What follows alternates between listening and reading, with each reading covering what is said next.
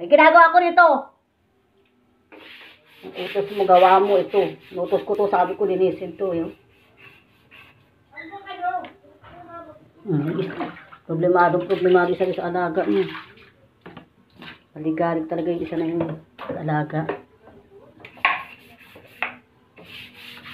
Pamigay mo na lahat yan kung nahihirapan ka mag-alaga.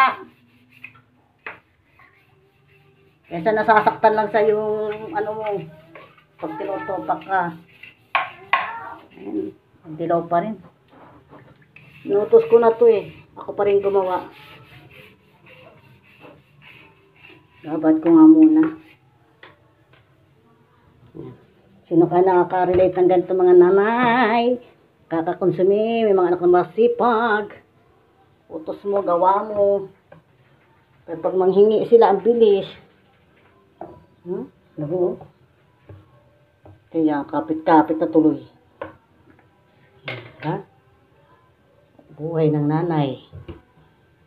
Ikaw na lang mahihiya mo kasama mag-utos. Utusan mo mamaya, sasagutin ka na ng wait, saglit. Lalo pag nakahawak naman sa mga cellphone ako. ML. May gawin mo na lang, uutos mo pa. Mamaya-maya na nga lang, babad ko muna.